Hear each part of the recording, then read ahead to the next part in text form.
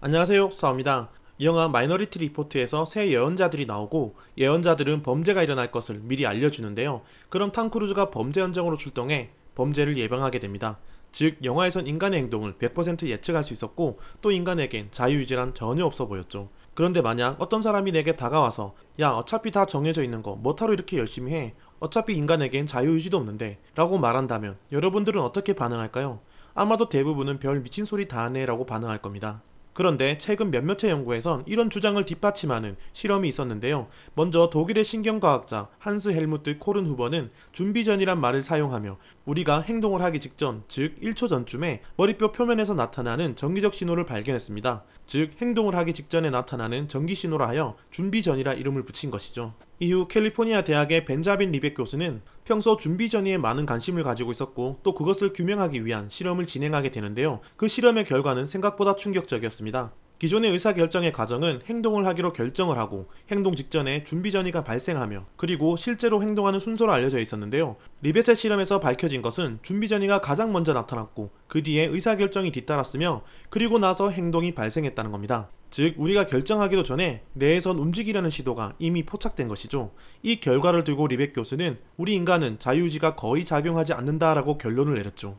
그리고 리벳 교수와 비슷한 후속 연구가 2007년에도 또 있었는데요. 독일 막스 프랑크 연구소의 존 데일란 하인즈 교수팀은 리벳 박사의 실험을 다시 재현했으며 그 결과 준비 전이가 나타난 시점은 1에서 2초 사이가 아니라 최대 10초 전에 나타나는 것을 확인했습니다. 그리고 실험 참가자가 어떤 것을 선택할지에 대한 예측 성공률도 약 60%가 넘었는데요. 이 실험 결과를 바탕으로 하인즈 교수팀은 인간은 자유의지로 결정하는 것이 아니라 실제 무의식적으로 결정이 내려지고 있으며 리벳 박사와 같이 인간에겐 자유의지는 거의 없다라고 해석했죠. 자, 지금까지 실험을 정리해보면 우리가 어떤 행동을 하겠다고 결정하기 약 10초 전쯤에 이미 무의식에선 의사결정이 먼저 있었다는 건데요. 결국 그 말은 우리에게 자유의지가 없다는 말과 똑같습니다. 즉 우리에겐 자유의지가 없지만 뇌는 자유의지가 있는 것처럼 믿게 만들었다는 것이죠. 다시 영상의 첫 질문으로 돌아가서 어차피 다 결정된 것 뭐하러 이렇게 열심히 해 라는 말은 이런 연구를 근거로 하는 말일 텐데요. 그럼 여러분들도 이젠 정말 우리는 자유의지가 없는 걸까 라는 생각을 조금씩 하게 될 겁니다. 그러나 자유의지에 대한 논란은 절대 쉽게 생각할 문제가 아니라고 뇌과학자들은 말하는데요. 그 중에서도 콜롬비아 대학의 교수이자 하워드 휴스 의학연구소의 선임 연구원이며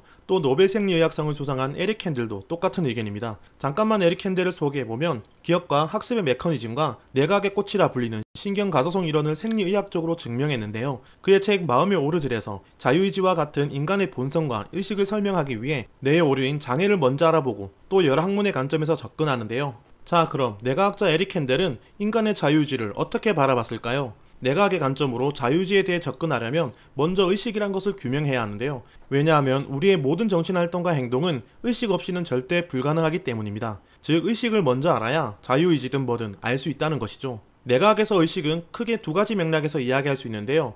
의식의 첫 번째 관점은 뇌의 전반적인 각성 상태입니다. 즉 뇌가 깨어있으면 의식이 있다고 말할 수 있고 반대로 수면이나 전신마취 상태라면 의식이 없다고 말할 수 있듯이 전반적인 각성 상태의 의식은 의식의 유무나 뇌의 각성 수준을 이야기하는 것이죠. 그리고 의식에 대한 두 번째 관점은 의식이 처리하는 그 내용과 과정을 보는 것인데요. 쉽게 말해 지각한 감각 정보들을 의식적으로 처리하는지 또는 무의식적으로 처리하고 있는지에 대한 방법과 그 내용에 대한 관점입니다. 이 중 첫 번째의 전반적인 각성 상태에 대한 관점은 크게 문제될 것이 없습니다. 왜냐하면 망상활성체, 즉 뇌줄기부터 중간뇌, 시상, 그리고 대뇌피질까지 뻗어있는 체계가 있고 이것이 의식의 유무, 즉 각성 상태와 관련이 있기 때문이죠. 다만 문제는 두 번째 관점, 의식과 무의식의 지각인데요. 일단 무의식적 지각은 시각 피질에서 시작해 대뇌 피질에 도착하고 200에서 300ms 뒤면 바로 사라지게 됩니다. 그럼 의식적인 지각은 어떨까요? 앞에 무의식적인 지각처럼 시각 피질에서 시작해 대뇌 피질까지 도달하는 것은 똑같습니다. 그러나 의식적인 지각은 여기서 사라지지 않고 오히려 더 증폭되는데요. 그 정보가 전전두 피질까지 전달되고 그리고 다시 방향을 틀어 출발한 곳으로 되돌아옵니다. 이때 정보는 뇌의 모든 영역이 접근할 수 있는 장소로 가게 되는데요. 우리는 그것을 전역 작업 공간이라고 하며 이 과정이 의식적인 지각인 셈이죠. 자, 지금쯤이면 머리가 많이 아프실 겁니다. 쉬운 예를 들어보면 우리가 도서관에 가서 책을 읽고 있다고 생각해 봅시다. 책을 읽다 보면 주위에서 문이 열리고 닫히는 소리도 날 것이고 선풍기나 에어컨 바람이 피부에 닿을 수도 있을 겁니다. 그리고 그 외에 다양한 환경 정보들은 우리가 책을 읽는 동안에도 계속 지각하게 될 텐데요. 이처럼 주변의 환경 소음이나 바람 같은 자극들은 우리 뇌에서 무의식적인 지각으로 처리가 되고, 무의식적인 지각으로 처리된 정보들은 전전두피질까지 도달하지 않으므로 그 정보가 몇 개가 되든 우리는 크게 신경 쓰지 않는다는 겁니다. 즉, 그 자극들에 의해 주의력이 빼앗기지 않는다는 것이죠. 마치 어떤 것에 집중하다 보면 주변에서 벌어지는 일들을 전혀 신경 쓰지 않는 현상과 비슷한 이치입니다. 그럼 반대로 의식적인 지각은 어떨까요? 네, 지금 책을 읽고 이해하는 행동이 바로 의식적인 지각인데요. 즉, 책에 있는 문자를 읽고 이해하는 과정 자체가 의식적인 지각이라는 것이죠. 앞에서 의식적인 지각은 무의식적인 지각과 다르게 지각된 정보가 전전두피질까지 전달되고, 다시 그 정보는 뇌의 공동작업 공간으로 들어가 마치 공유 폴더처럼 뇌의 모든 영역에서 그 정보를 접근할 수 있게 한다 했는데요. 그래서 우리 뇌는 책을 읽으면서도 그 글과 관련된 기억을 꺼낼 수도 있으며, 더 나아가 그래서 묘사하는 것을 마음속으로 상상할 수 있는 겁니다. 즉, 의식적인 지각이 되면 우리 뇌의 모든 영역을 활용할 수 있다는 건데요. 자, 여기서 우리가 한 가지 알 수 있는 것은 무의식적인 지각은 전전두피질까지 도달하지 못하므로 바람, 환경 소음처럼 여러가지 감각 정보들을 동시에 지각하고 처리가 가능하지만, 책을 읽고 이해하는 과정의 의식적인 지각은 오로지 단 하나의 작업만 가능하다는 겁니다. 그러면 난 공부할 때 음악을 들으며 공부하는데 그건 뭐냐라고 말할 수 있는데요. 이건 상황이 조금 다릅니다. 만약 음악을 들으며 공부가 잘 된다는 사람들은 음악이 무의식적인 지각으로 편입되어 전전두피질까지 전달되지 못하므로 의식적인 지각인 공부가 방해를 받지 않는 것이고, 만약 음악을 들으며 공부에 집중할 수 없다는 사람들은 음악이 의식적인 지각으로 판단되어 의식적인 지각인 공부와 음악 두 가지를 동시에 실행하려 하기 때문입니다. 즉, 우리 뇌의 의식적인 지각은 오로지 한 가지 작업만 가능한데, 음악과 공부라는 작업이 동시에 실행되면 그 효율이 엄청나게 떨어지는 것이죠. 그래서 음악을 들으며 공부할 수 없다는 학생들은 음악도 의식적인 지각으로 간주하는 것이고, 음악을 들으며 공부를 잘한다는 학생들은 음악은 무의식적인 지각에 편입되는 것이죠. 자, 이 정도면 우린 의식에 대해선 충분히 알게 되었습니다. 그럼 의사결정, 즉 자유의지에 대한 주제로 다시 돌아가보죠. 앞에 리벳 실험에서 우리가 결정하기도 전에 발견된 준비 전이들은 뇌과학적으로 어떻게 설명할 수 있을까요? 네, 그것은 무의식적인 지각일 가능성이 큽니다. 즉, 실험에서 손가락을 이용한 단순 선택의 행동은 전전두피질까지 도달하지 않는 무의식적인 지각에 해당하는 것이죠. 그럼 그 실험에서 자유의지에 해당하는 의식적인 결정은 대체 무엇이었을까요? 일단 우리 뇌의 전전두엽에는 가치 판단과 의사결정을 하는 부위가 있는데요. 그 부위의 이름은 아나전두피질이라고 합니다. 그리고 아나전두피질의 양옆에는 이성적으로 목표를 세우고 계획된 일에 관여하는 배외측 전전두피질과 감정의 조절과 기대를 담당하고 있는 복내측 전전두피질이 있죠. 즉, 가치 판단과 의사결정을 최종적으로 하는 아나전두피질이란 재판관이 있고, 그 양옆에 이성의 기관과 감정의 기관이 재판에서 서로의 주장을 하고 있는 셈입니다. 이처럼 앞의 실험들에서 자유의지, 즉 의사결정을 찾으려 한다면 그 실험의 가치를 인정하고 참가해도 되겠다고 결정한 것이 의식적인 결정, 즉 실험 참가자의 자유의지에 해당합니다. 다시 정리해보면 이 실험은 중요하고 내가 참가해도 되겠다라는 가치 판단은 의식적인 결정, 즉 자유의지에 해당하지만, 실험 내에서 어떤 것을 고를지에 대한 단순 선택은 무의식적인 지각과 결정에 해당하는 것이죠. 이처럼 실험에서 결정이라고 말하는 것이 무의식적인 지각과 결정이라면 준비 전이에 대한 궁금증도 해결되는 셈입니다.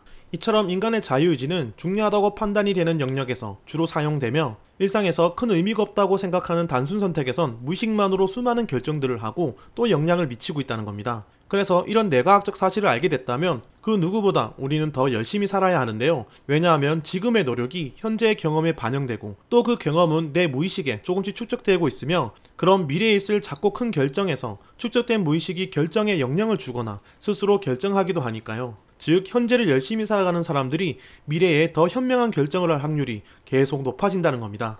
그럼에도 여전히 많은 사람들은 리벳 실험을 근거로 인간에게 자유의지란 없으며 우리 미래는 결정되어 있다고 말합니다. 또 그 말을 들은 사람들은 어차피 다 결정되어 있는데 뭐하러 이렇게 열심히 사냐라고 말을 하죠. 특정 연구의 결과만 보고 전체를 유추할 때는 무엇보다 정확한 지식이 필요하듯이 최소한 자유의지에 대해 논하려면 뇌의 의식 정도는 알고 있어야 되지 않을까요? 그리고 그 전제가 정말 옳은지에 대한 검증도 반드시 필요하듯이 말입니다.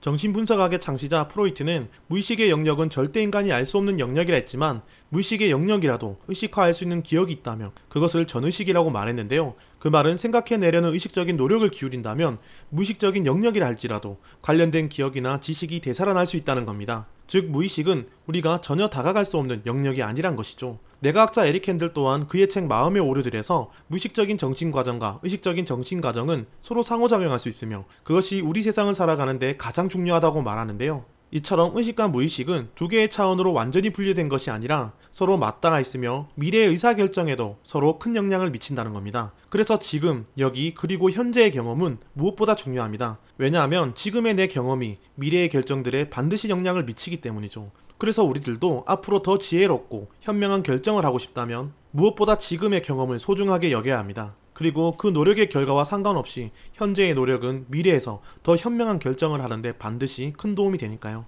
오늘은 여기까지입니다. 구독과 좋아요는 사오를 더 좋은 영상을 만들게 합니다. 이상 사오였습니다.